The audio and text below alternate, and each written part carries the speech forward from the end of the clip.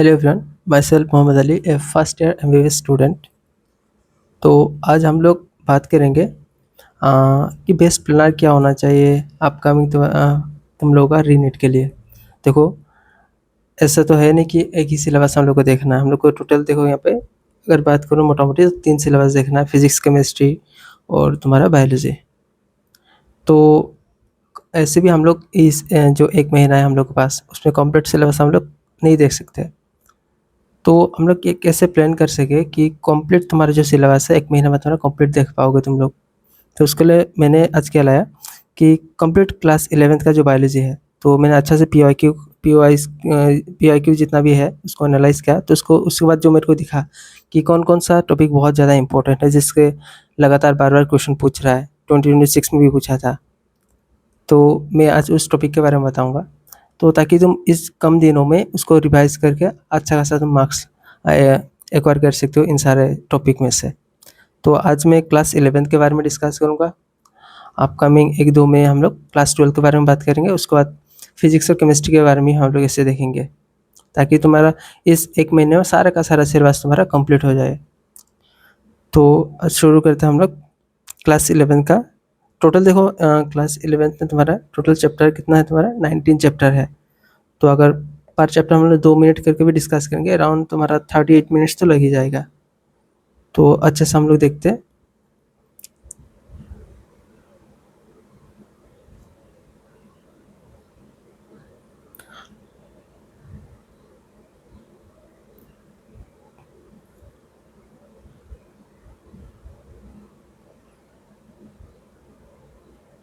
तो पहला ही चैप्टर है हम लोग का लिविंग वुड। तो लिविंग वुड से अगर हम लोग देखेंगे तो ऊपर जो यहाँ पे साइंटिस्ट के बारे में दिया है, तो ये साइंटिस्ट के बारे में बहुत हम लोग को अच्छे से पढ़ना है। ये बहुत ज़्यादा इंपॉर्टेंट है। 2016 में से यहाँ से क्वेश्चन आया था। उसके बाद हम लोग देखेंगे नीचे आए तो हाँ, ये जो हम लोग को यहाँ पे दिया हुआ है ना, कुछ जो रूल्स है बाइनोमियल नोमेनक्लेचर का जो रूल है, यहाँ से देखो लगातार तुम्हारा क्वेश्चन आ रहा है, तो इसको नहीं छोड़ना है।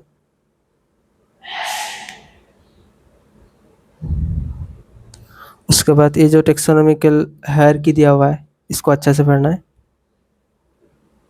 देखो मैं साथ में कौन सा ईयर में क्वेश्चन आया वो भी मेंशन कर दिया, तो अच्छे से पढ़ लेना। और ये तुम्हारा स्टेटमेंट और ये जो टेबल बहुत ज़्यादा इंपॉर्टेंट है।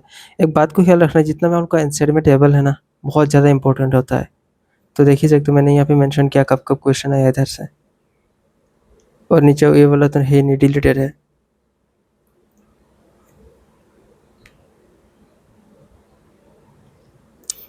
नेक्स्ट चैप्टर हम लोग देखेंगे बायोलॉजिकल क्लासिफिकेशन के बारे में, कि कौन कौन सा टॉपिक से सबसे ज़्यादा क्वेश्चन पूछ रहा है।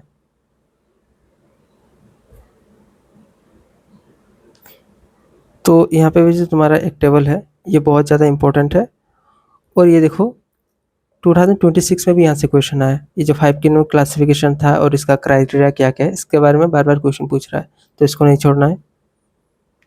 उसके बाद जितना सारा हम लोग का किंगडम है, उनमें से तुम्हारा किंगडम मोनेरा बहुत ज़्यादा इंपॉर्टेंट है।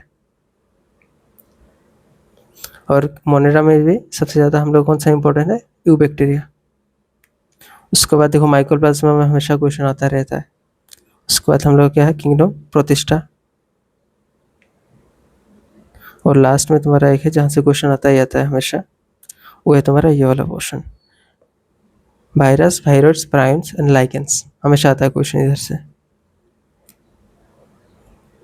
उसके बाद हम लोग नेक्स्ट चैप्टर देखते हैं, प्लांट किंगडम देखते हैं अभी।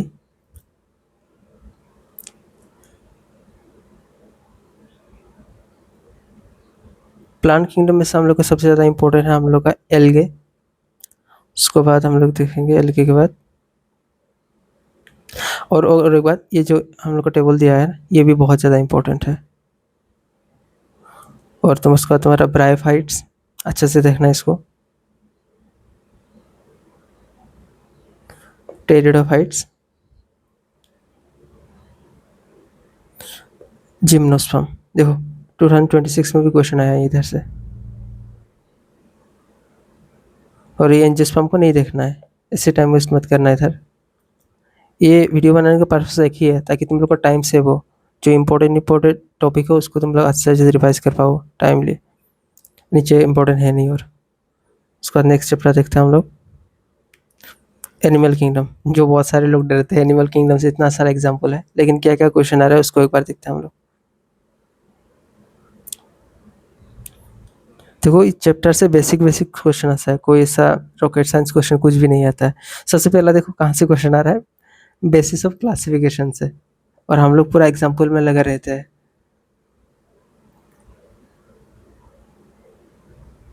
उसके बाद ये भी इम्पोर्टेंट है, ये टेबल देख लेना अच्छे से, फ्लो चार्ट जो है। उसके बाद जो हम लोग का फाइलम आर्थ्रोपोडा है, जितना सारा फाइलम है उनमें से आर्थ्रोपोडा सबसे ज़्यादा इम्पोर्टेंट है। और हम लोग का फाइलम जो कोर्डेटा है बहुत ज़्यादा इंपॉर्टेंट है, कुछ भी हो जाए फाइलम कोर्डेटा को तो नहीं छोड़ना है। और लास्ट में एक टेबल है वो भी इम्पोर्टेंट है, मैं बता रहा हूँ कौन सा, ये रहा टेबल। ये तो ये मैं इसीलिए बोल रहा हूँ ताकि तुम लोग एनसीईआरटी में मार्क कर लो इसको और इसी को रिवाइज कर लो। ज़्यादा से ज़्यादा तुम लोग को 5 दिन लगेगा इसको कंप्लीट क्लास 11 को रिवाइज करने में, जो मैंने टॉपिक बता रहा हूँ।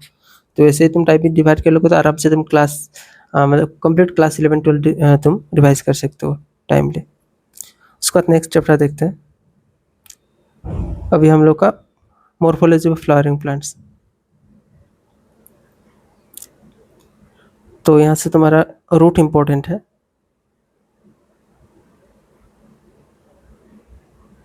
उसके बाद तुम्हारा लीफ देखना है अच्छे से, लीफ से क्वेश्चन आता है।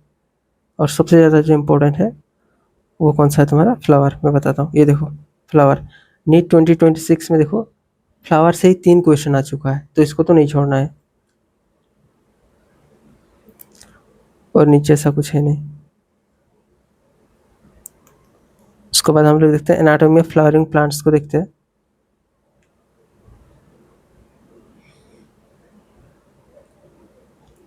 तो एनाटॉमी ऑफ फ्लावरिंग प्लांट में से तुम्हारा टिश्यू इंपॉर्टेंट है, 26 में भी क्वेश्चन आ चुका है इधर से। उसके बाद देखते हैं हम लोग का परमानेंट टिश्यू जो है, उधर से देखो क्वेश्चन आता है।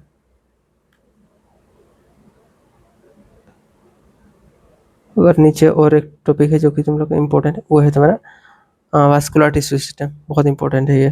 26 में देखो कितना क्वेश्चन है, 2 क्वेश्चन आया इधर से। तो जो मैं इम्पोर्टेंट टॉपिक बता रहा हूँ बस उसी को देखना है अभी। अगर तुम कंप्लीट रिवाइज करना चाहोगे तो ऐसा तो है नहीं कि तुमको बायोलॉजी सॉरी केमिस्ट्री और फिजिक्स पहले से पूरा हो चुका है रिवाइज, ऐसा तो नहीं है ना, तो उसको भी टाइम देना है। देखो कोई भी चीज़ करो ना, तो अगर तुम प्लानिंग वाइज करोगे तो टाइमली कर लोगे अच्छे से। अगर पूरा कंप्लीट पढ़ने लग जाओगे तो टाइम तुम बायोलॉजी में दे दोगे, फिर से फिजिक्स और केमिस्ट्री फिर से खराब हो जाएगा तुम्हारा। तो थोड़ा दिमाग लगा के काम करो। उसके बाद देखते हैं हम लोग स्ट्रक्चरल ऑर्गेनाइजेशन को देखते हैं। स्ट्रक्चरल ऑर्गेनाइजेशन से क्या क्या क्वेश्चन है ये फिर हम लोग देखते हैं। जो वो हम लोग पता है कॉकरोच, तो कॉकरोच बहुत ज़्यादा इंपॉर्टेंट है, आजकल तो ऐसे भी चल रहा है कॉकरोच के बारे में। देखो यहाँ पे सबसे ज़्यादा इम्पोर्टेंट जो है हम लोग का क्या बोलते हैं इसके चैप्टर स्ट्रक्चरल ऑर्गेनाइजेशन में, वो है हम लोग का एनिमल टिश्यू। उसके बाद जो आता है हम लोगों का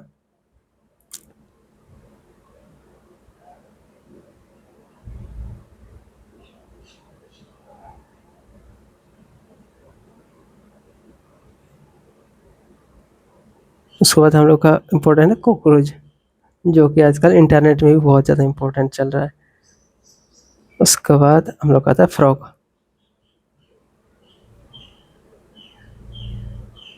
ये देखो फ्रॉग, फ्रॉग 2026 में देखो 2 क्वेश्चन आ चुका है। उसके बाद देखते हैं हम लोग सेल यूनिट ऑफ लाइफ में से देखो क्या क्या क्वेश्चन है और कौन कौन सा टॉपिक इम्पोर्टेंट है। तो सबसे पहले तुम्हारा जो ओवरी ऑफ सेल है, तो सेल का ओवरी बहुत ज़्यादा इम्पोर्टेंट है। उसके बाद हम लोग देखेंगे हाँ सेल मेम्ब्रेन, सेल मेम्ब्रेन से क्वेश्चन आ चुका है 2026 में, तो इसको नहीं छोड़ना है। उसके बाद आता है एंडोमेम्ब्रेन। देखो इस यही एक टॉपिक है जो देखो बार बार रिपीट हो रहा है इधर से क्वेश्चन। तुम लोग शायद एक बात सोच रहे हो कि 20 तुम्हारा 16 है, 15 है, 18 है, 17 ये सारा है, तो 22 23 24 कहाँ गया, 25 कहाँ गया भाई। मैं इसीलिए वो सारा नहीं लिखा क्योंकि ये जो मेरा ज़्यादा टाइम रिपीट हो रहा है ना, उसमें इंक्लूड हो रहा है वो भी।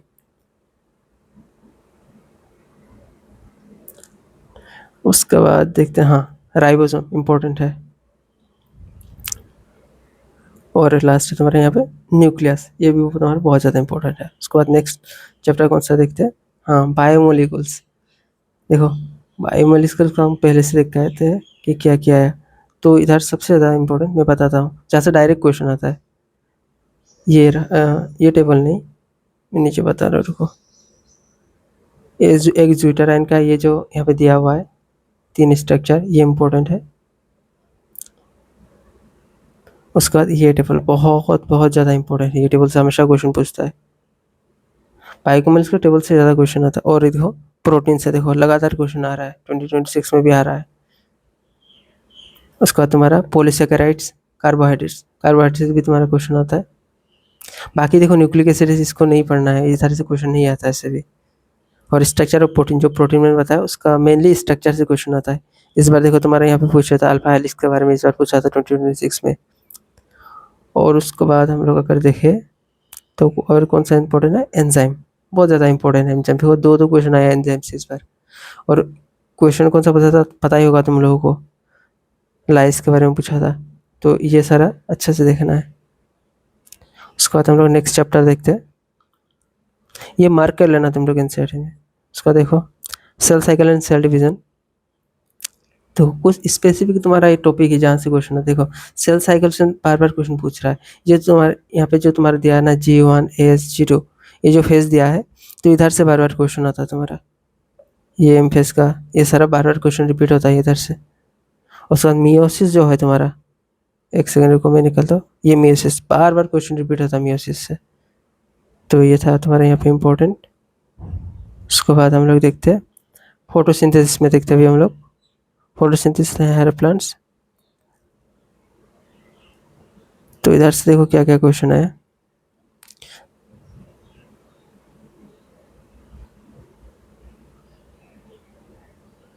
तो ये देखो तुम्हारा लाइट रिएक्शन, तो लाइट रिएक्शन इंपॉर्टेंट है, लाइट रिएक्शन को नहीं छोड़ना है।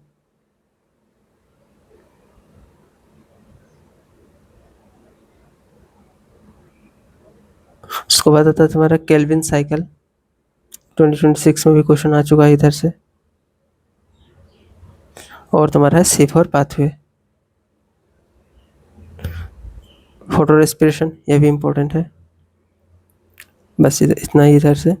उसके बाद नेक्स्ट चैप्टर देखते हैं हम लोग, respiration in flowering plants, sorry, respiration देखते हैं हम लोग प्लांट्स में। नॉट ओनली प्लांट्स, इधर दोनों का एक्चुअली है। देखो इधर क्या है, सबसे ज़्यादा जो इम्पोर्टेंट है वो है तुम्हारा ग्लाइकोलाइसिस, किसी भी हालत में नहीं छोड़ना है ग्लाइकोलाइसिस को। बाकी सब पढ़ो या ना पढ़ो, ग्लाइकोलाइसिस को तो नहीं छोड़ना है। उसके बाद तुम्हारा फर्मेंटेशन हो गया। और नीचे और आ रहा है एक TCA साइकिल से क्वेश्चन आता है। और लास्ट तुम्हारा एक है जो कि इम्पोर्टेंट है, मैं बता रहा हूँ, वो है तुम्हारा जो रेस्पिरेटरी क्वेश्चन है RQ, 2026 में भी क्वेश्चन आया था। मैं दिखाता हूँ क्वेश्चन क्या है, एक सेकेंड। ये वाला क्वेश्चन पूछा था इस बार, तो RQ को नहीं छोड़ना है।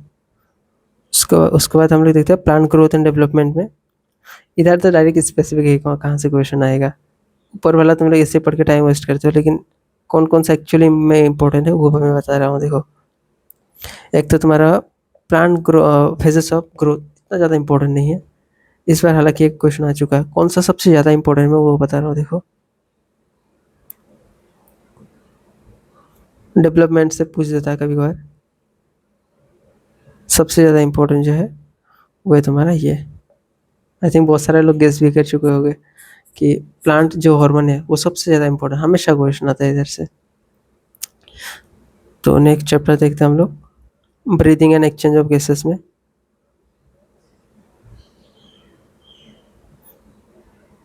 तो इधर जो ये है तुम्हारा है रेस्पिरेटरी ऑर्गन्स, रेस्पिरेटरी ऑर्गन्स से कौन सा, ये जो तुम्हारा यहाँ पे पैराग्राफ है ना, ये इंपॉर्टेंट है तुम्हारा ऑर्गन्स वाला। उसको बाद देखते हैं हम लोग, उसको बाद तुम्हारा कौन सा है, हाँ, रेस्पिरेटरी वॉल्यूम, हमेशा क्वेश्चन आता है। इस सारा जो वैल्यू दिया हुआ है इसको याद कर लेना, क्वेश्चन आता ही आता है इधर से। और तुम्हारा एक्सचेंज ऑफ गैसेस इंपॉर्टेंट है। उसके बाद तुम्हारा ट्रांसपोर्ट ऑफ गैसेस इंपॉर्टेंट है। और उसके बाद अगर हम लोग देखिए इधर पे, बस इधर इतना ही है। उसके बाद हम लोग नेक्स्ट चैप्टर देखते हैं, बॉडी फ्लूइड्स एंड सर्कुलेशन। तो बॉडी फ्लूइड्स एंड सर्कुलेशन ये भी तुम्हारा इंपॉर्टेंट है। और इधर देखो तुम्हारा कौन कौन सा टॉपिक सबसे ज़्यादा इंपॉर्टेंट तुम्हारा ब्लड। 2026 में देखो तुम्हारा ब्लड से 2 क्वेश्चन इधर से पूछा है। उसके बाद अगर हम लोग नीचे देखेंगे तो अभी हम लोग का सर्कुलेटरी पाथवे, ये भी इम्पोर्टेंट है, उतना ज़्यादा नहीं लेकिन हाँ इम्पोर्टेंट है। उसके बाद हम लोग देखेंगे कार्डियक साइकिल। उसके बाद तुम्हारा अगर इसी देखो, इसी से इतना क्वेश्चन पूछता नहीं है। उसके बाद डबल सर्कुलेशन इम्पोर्टेंट है। और नीचे एक तो मैंने मार्क करना भूल गया, लेकिन हाँ ये जो लास्ट में तुम्हारा डिजीज दिया होता है ना, वो सारा बहुत ज़्यादा इंपॉर्टेंट है, वहाँ से क्वेश्चन हमेशा पूछता ही रहता है। उसके बाद देखते हैं नेक्स्ट चैप्टर कौन सा है हम लोग का, एक्सक्रीटरी। अगर देखेंगे हम लोग एक्सक्रीटरी के देखो कौन कौन सा इंपॉर्टेंट है। तो एक्सक्रीटरी का तुम्हारा जो ये पैराग्राफ है ये इंपॉर्टेंट है तुम्हारा, एमिनोटेलिक, यूरियोटेलिक, यूरिकोटेलिक, ये इंपॉर्टेंट है। और उसके बाद अगर हम लोग देखेंगे तो यूरिन फॉर्मेशन इंपॉर्टेंट है। उसके बाद तुम्हारा function of the tubules important है, पूछता है ये क्वेश्चन, ये डायग्राम अच्छा से देख के जाना, क्वेश्चन आता है इधर से। उसके बाद देखते हैं हम लोग, हाँ रेगुलेशन ऑफ किडनी फंक्शन, ये भी इंपॉर्टेंट है। देखो इधर 2026 में 2 क्वेश्चन आ चुका है, तो इसको नहीं छोड़ना है। और लास्ट में जो तुम्हारा डिसऑर्डर दिया है ना, डिसऑर्डर देखना है। मतलब बायोलॉजी का जो लास्ट में तुम्हारा डिसऑर्डर दिया होता है वो इंपॉर्टेंट होता है हमेशा। तो अभी हम लोग देखते हैं कौन सा है भाई, locomotion and movement. Locomotion and movement में देखते हैं हम लोग कौन कौन से इंपॉर्टेंट है।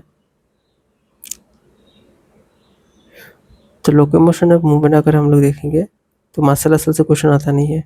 क्वेश्चन कहाँ से आ रहा है, ये रहा तुम्हारा मैकेनिज्म ऑफ मसल कॉन्ट्रैक्शन, ये बहुत इंपॉर्टेंट है, इसको अच्छे से देख कर जाओ सिर्फ। उसके बाद तुम्हारा आ रहा है इधर जो ये रहा स्केलेटल सिस्टम, इधर से भी क्वेश्चन आता है।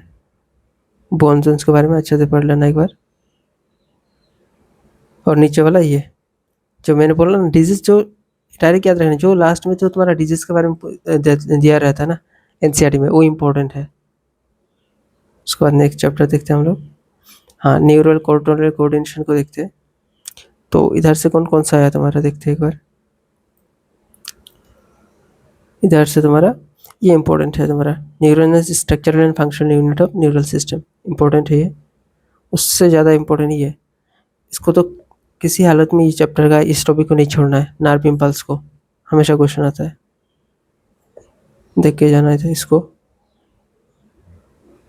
और ये तुम्हारा सेंट्रल न्यूरल सिस्टम से क्वेश्चन आता है।